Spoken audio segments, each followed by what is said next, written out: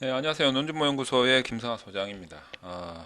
뭐, 제목 보고 이게 뭐지? 하고 들어오신 분들이 계실 것 같아서 제가 설명을 좀 드리자면, 저도 이제 어느덧 나이가 먹어가지고, 이제 50을 넘었단 말이에요. 예.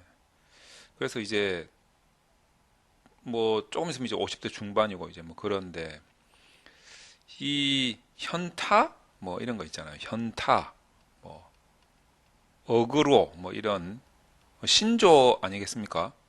이런 단어를 사실상 잘 모르는 세대예요, 저도. 근데 이제 이런 용어를 쓸 정도라면 굉장히 뭔가 이 일을 하면서 많은 우여곡절이 있었고 느낀 게 굉장히 다양했다. 그리고 심오했다. 뭐 이런 느낌을 좀 받을 수 있지 않을까 생각을 합니다. 제가 이제 현타를 좀 느끼는 게 어떤 거냐면 이런 거죠. 제가 과거를 돌이켜서 생각해 보건데, 제가 이제 이 논문에 대한 자문 또는 컨설팅 또는 연구를 함에 있어서 아마도 첫 번째 현타를 언제 느꼈느냐라고 본다면 아마도 제가 35살이었던 것 같아요. 35세. 요때 아마 그걸 느끼지 않았을까라는 생각이 듭니다. 요때가 제가 말 그대로 거의 절정기였죠. 뭐에 대한 절정기냐라고 한다면 건방짐의 절정기였을 때였던 것 같아요. 건방짐. 어떤 건방짐? 어떤 학술적인 연구.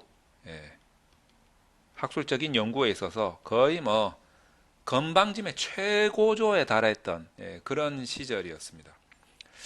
30대 중반 정도 됐을 때 어떤 건방짐이었느냐 그 종류를 제가 한번 설명을 드리자면 내가 아는 게 다다. 내가 지금 현재 알고 있는 게 전부다. 최고다. 뭐 이런 거 있지 않습니까? 내가 알고 있는 게 전부다. 그리고 최고다. 뿐만 아니라 다른 사람들이 알고 있는 거는 다 틀린 거다. 뭐 이런 거 있지 않습니까? 다양성도 없고 뭐 고개를 숙이는 이런 겸손함도 없고 그냥 뭐 건방짐의 최고조였던 시기였죠. 근데 요때 제가 현타에 한번 빠진 적이 있는데 어떤 거냐면 그것도 대학생한테 제가 완전히 유치원생으로 여기는 그 대학생 한 명한테 잔소리를 좀 듣고 대학생이죠. 대학원생이 아니고 대학생한테 잔소리를 좀 듣고 현타에 빠졌어요. 어떤 현타에 빠졌냐면 내가 알고 있는 게 전부가 아닐 수도 있겠다. 그리고 나는 아직 멀었다. 라는 현타에 심각하게 한번 빠진 적이 있습니다. 아직도 그 장소도 기억이 나고, 그때 오고 갔던 대화도 기억이 나고, 그 학생의 얼굴은 정확하게 기억이 나지 않지만, 그 표정이 조금 느낌이 있어요. 아직까지도. 그때 그 말투. 저를 아주 가증스럽게 생각하면서 바라보던 그 눈빛, 말투 이런 게 아직까지도 기억이 납니다. 그래서 이제 제가 아 고쳐 먹어야겠다. 그때는 제가 어떤 생각까지 했냐면 내가 이 일을 하면 안 되겠다. 라는 생각까지 들 정도였었죠. 근데 이제 그 이후로 굉장히 많은 반성을 했습니다.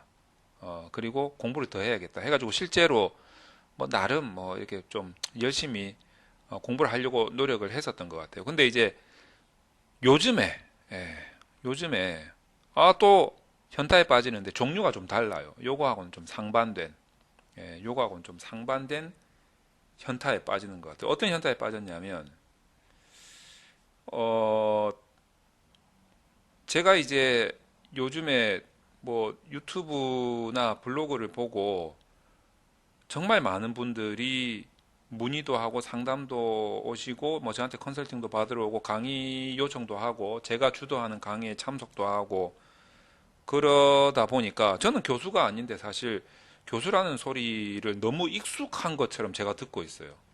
저는 교수도 아니고 아무것도 아니에요. 그냥 뭐 비즈니스 하는 사람인데 어 어쨌든 이제 그런 상황이 계속 연출이 되다 보니까 뭐 저 역시도 제가 마치 교수인 양 흉내도 내는 것 같기도 하고 뭐 그렇긴 한데, 우리나라뿐만 아니라 국외에서도 그 유학생들이 또 문의도 많이 오고 해서 알게 모르게 제자 아닌 제자가 많고 고객이 많은 거죠. 고객이 많은 거죠.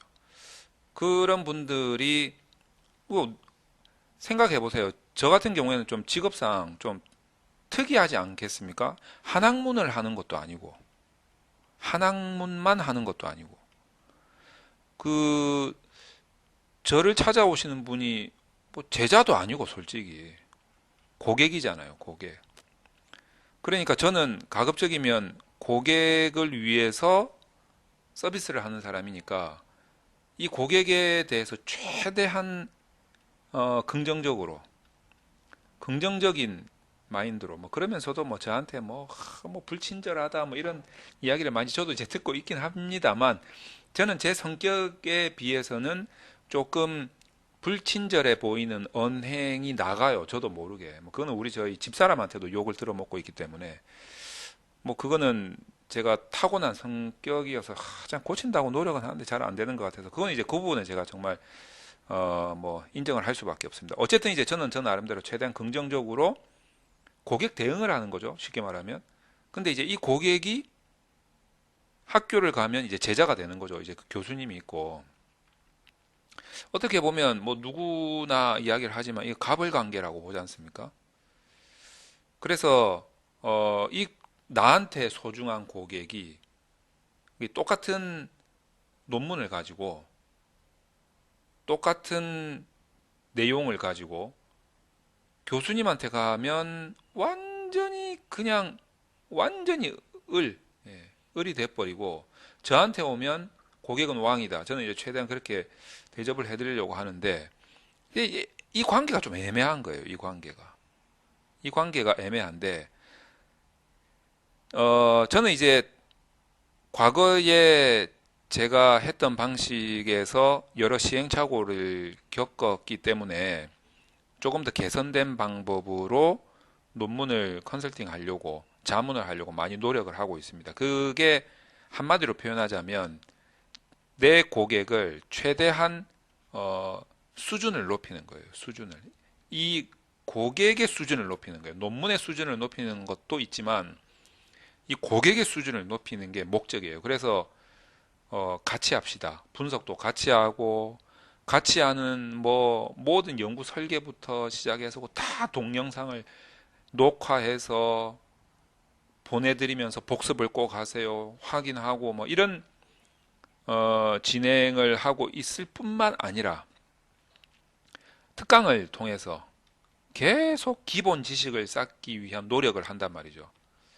그래서 이 고객의 수준을 높이는데 목적을 맞추고 있어요. 그래야만 제가 자문했던 그 논문에 대한 이해도가 높아져서 본인이 이제 뭐 학위 논문 같으면은 심사장이 들어가서 본인이 직접 디펜스를 할 수 있지 않겠냐 이거죠. 여기 이제 심사장이면은 심사장이 들어가 가지고 본인의 그 소중한 논문을 지키기 위한 노력, 지키기 위한 노력을 하지 않겠냐 이거죠.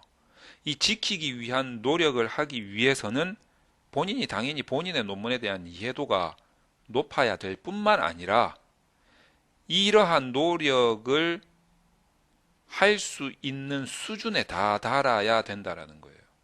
그래야만 자기 내 새끼와도 같은, 내 자식과도 같은 이 논문을 지킬 수가 있는 거죠. 그 지키기 위한 노력을 심사장에서 교수님들이 본다라는 거죠. 심사장의 교수님들이 이 논문을 깨부수러 오는 게 아니고 악마가 아니라 얼마나 지키기 위한 노력을 하는지를 보러 오는 거예요. 교수님들이. 아마 이 심사장에 들어가시는 교수님들은 제가 지금 말씀드리는 내용이 어떤 뜻인지 공감하실 겁니다. 학생이 들어왔어요. 심사를 하는데 솔직히 우리 교수님들, 심사 들어가시는 교수님들 이렇게 책상 앞에 내가 앉아 있는데 심사 때가 되면 할 일이 너무 많잖아요. 솔직히 교수님들 따지고 보면 심사 기간 되면 솔직히 기말고사 기간 아닙니까? 기말고사 문제 내야지. 학부생들, 대학원생들 수업해야지. 학교 행정 업무 또 한두 개예요. 학교 행정 업무 해야지. 뭐 내 또 가정 대소사도 있죠. 개인적인 일도 있죠. 그럼에도 불구하고 또 대학원이 뭐 또 종류가 한두 개. 일반 대학원, 특수 대학원, 뭐 과정도 석사 과정, 박사 과정. 이 논문들까지 심사를 하려면 생각해 보세요. 내가 지금 내 연구하기도 바쁘고 내 수업 준비하기도 바쁘고 시험 문제 출제하고 채점하고 평가하기도 바빠 죽겠는데, 예를 들어서 한 10명 정도가 논문 심사 받겠다고 논문을 이렇게 책 두꺼운 거를 그 10개를 내 책상 앞에 얹어놨다고 생각해 보세요. 내가 무슨 뭐 옛날에 무슨 뭐 사법시험 준비하는 고시생도 아니고 이걸 어떻게 뚫어져라 정독을 해가지고 내용을 100% 파악한 상태에서 심사장으로 어떻게 들어가냐고요. 무슨 뭐, 뭡니까? 그, 미국 드라마 그, 플래시도 아니고, 내가 막 속도가 엄청나게 빠른 사람도 아니고, 천재도 아니고. 그러니까 이제 사실 이 심사본을, 뭐 교수님 입장에서는 그래도 이제 조금 더 많이 아니까 조금 더 빠른 속도로 읽을 수는 있겠지. 하지만 100% 이해하고, 그건 남의 논문이잖아요. 따지고 보면. 아무리 학생 논문이지만 남의 논문이잖아요. 100% 이해해서 들어간다는 것은 불가능합니다. 그냥 감만 잡고 들어가는 거예요. 감. 그래서 심사장이 들어가서 이게 뭔데? 하고 물어볼 거 아닙니까? 처음에는 뭐를 먼저 시작을 하겠습니까? 이 뭐냐고 설명해봐라 이렇게 하죠. 아니, 내가 100% 알면 설명해보라고 하겠어요? 그럼 내가 바로 다이렉트로 지적해버리면 되지. 근데 설명해보라는 것 자체가 뭐냐면, 그 나를 한번 납득시켜봐라 이거예요. 나 아직 잘 모르겠으니. 그러면 학생이 이제 설명을 해주면 내가 감 잡고 들어온 이 논문의 이해도가 조금 더 높아지겠죠. 그러면 이제 질문을 할 거예요. 솔직히 질문을 하는데 이거 잘못된 거야 고쳐 이런 거보다는 이게 뭐지 하고 물어보는 거죠. 네 의도가 뭐지 이런 식으로 물어보는 건데, 학생이 갑자기 눈물을 뚝뚝 흘리며 죽을 죄를 지었습니다, 잘못했습니다 이렇게 해버리면 무조건 잘못했대, 무조건 고치겠대, 무조건 수정하겠대. 그러면 심사하는 교수님 입장에서는 무슨 생각이 들겠어요? 이거 지 논문 맞나? 난 몰라서 물어봤는데. 의지가 있나 이거? 자기 논문을 지키기 위한 의지가 있나? 자기 논문이 맞나? 자기 손으로 쓴 거는 맞기는 맞나? 이런 생각이 들면서 이 학생에 대한 실망이 쌓이고 쌓이게 될 겁니다. 그러면 뭐 깝깝한 거죠. 교수님 입장에서는. 별의별 생각이 다 들 겁니다. 이렇게 해서 우리 학과가 발전을 하겠나부터 시작해가지고 우리 대한민국이 이렇게 해가지고 학술적인 발전이 있겠나 이런 생각 가지고 들 수도 있어요. 그러니까 결국에는 그런 학생들보다는 교수님이 이제 이게 뭐지 하고 뭐 지적같이 들리겠지만 물어본 건데, 거기에 대해서 성실하게 정말 자기 논문이 내 의도가 뭐다라는 것을 밝힘으로써, 정확히 밝힘으로써 최대한 자기 논문을 지키기 위한 노력을 보이는 모습을 봤을 때 교수님들이 정말 저 학생은 자기 손으로 쓴 게 맞구나, 정말 자기 논문을 고민을 많이 했구나 라는 거를 느끼게 돼서 이 감이 이제 거의 100%까지는 아니겠지만 어느 정도 이제 확신을 가지게 되는 거죠. 확신. 이 연구자의 의도에 대한 확신을 가지게 되는 겁니다. 그렇게 학생 입장에서는 교수를 설득해 가는 과정인 거죠. 그게 논문 심사입니다. 근데 실제로 이렇게들 하고 있는데, 그러니까 지금 제가 드리는 말씀이 당연한 거 아니야 이렇게 생각하시는 학생들이 분명히 있어요. 근데 제 직업상 그런 훌륭한 교수님 밑에서 그런 정상적인 심사를 받고 있는 학생들이 이런 유튜브는 보겠지만 실제로 저한테 찾아오겠습니까? 학교에 저보다 훌륭한 교수님이 계신데. 자, 그렇다면 제 직업상 저한테 찾아오시는 분들은 지금 현재 존재한단 말이에요. 되게 많아요. 그런 분들은 그런 훌륭한 교수님 밑에 있는 학생이겠습니까? 제가 현타에 빠지는 게 이런 아주 정상적인 논문 지도와 심사가 이루어지지 않고 있는 환경에서 헤매는 학생들이 저한테 들려주는 이야기들 때문에 제가 현타에 빠지는 거예요.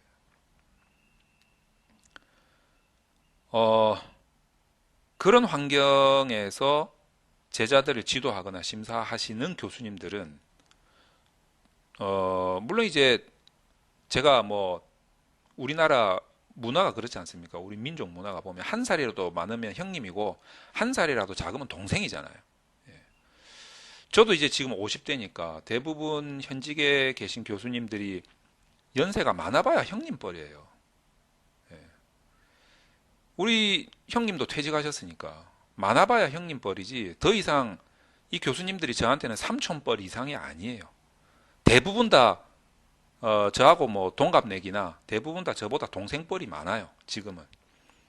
그래서 제가 그런 그 장유유서와 같은 느낌으로 지금 제가 저를 현타에 빠뜨린 논문 지도 및 심사를 하시는 교수님들한테 어떤 장유유서의 느낌으로 제가 한 살이라도 많던가 아니면 동갑이던가 기껏 해봐야 동생 정도밖에 안 되는, 예, 어떻게 보면 형제지간으로 보면 동기간, 입장에서 그 교수님들한테 말씀드리는 거예요.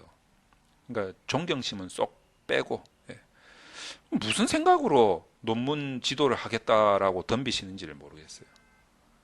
어떤 자신감으로 논문 심사를 하겠다고 심사장에 들어가는지 이유를 모르겠어요.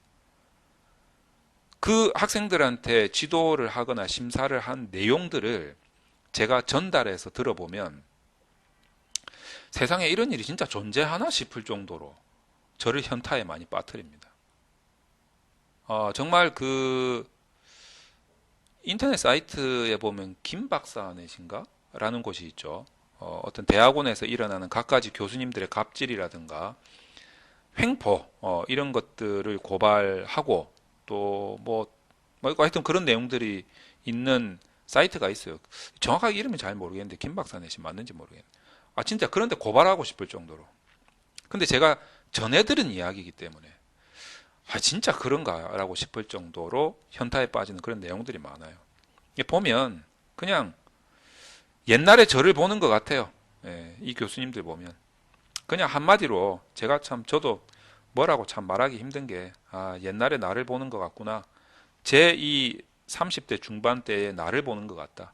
내가 알고 있는 게 전부였고 내가 알고 있는 게 최고였던, 그 시절에 그런 마인드로 교수 생활을 하게 되면 학생들은 정말 불행에 빠진다라고 저는 생각을 합니다. 논문 지도하는 거 보면 정말 어이가 없어요. 솔직히 제가 그 계속 요즘에 이제 논문 지도 과정이라든지 이제 심사의 막바지에 이제 다다르게 되니까 그런 제보 아닌 제보가 너무 많이 들어와서 제가 그것들을 모아가지고 강의를 만들었었어요. 근데 만들어가지고 올리려다가 진짜 뭐 너무 이 현타에 심각하게 빠져가지고 이씨 올리면 뭐하노 이거 바뀌지가 않는데 제가 이게 학기마다 계속 이런 이야기들이 들려오니까 처음에는 긴가민가 하다가 지금은 이제 정말 이런 일들이 그냥 비일비재한 거구나, 전국에 깔려 있구나, 학교마다 그냥 있구나 라는 생각이 듭니다. 그래서 뭐 말하면 뭐하노, 백날 유튜브에 떠들어 보면 뭐하노, 고쳐지지가 않는데 이런 생각이 들어서 그냥 차라리 그냥 내가 현타에 빠졌다라는 내용으로 동영상을 만들어서 올리는 게 낫겠다라는 생각이 들었습니다. 그래서 이제 그런 교수님들은 제가 이런 동영상을 만들어 가지고 뭐 그런 교수님들이 볼 것도 아니지만, 그런 교수님 밑에 있는 제자들, 학생들은 저보다 더 어이가 없지 않겠어요? 자기들은 본인 일이지만 저는 구경하는 입장이지만 어떻게 보면 근데 당사자는 굉장히 괴로울 거란 말이에요. 그래서 제가 어떻게 보면 그런 학생들의 어려움들, 그런 상황들을 모아가지고 종합해서 그냥 이런 일도 있습니다라고 그냥 터트리는 거죠, 이렇게. 언젠가는 그 교수님들 귀에 들어가겠죠. 그래서 아, 이게 내 이야기구나. 저 김 소장이 하는 이야기가 내 이야기구나. 라고 느끼는 교수가 한 100명 중에 한 명이라도 있어가지고 좀 고쳐진다면 좋지 않을까라는 생각에 진짜 일만의 그런 희망으로 이 동영상을 한번 만들어 봤습니다. 그래서 여러분들도 동의하시는지 안 하시는지는 모르겠어요. 근데 이런 일들이 많아가지고 한번 제작해 봤습니다.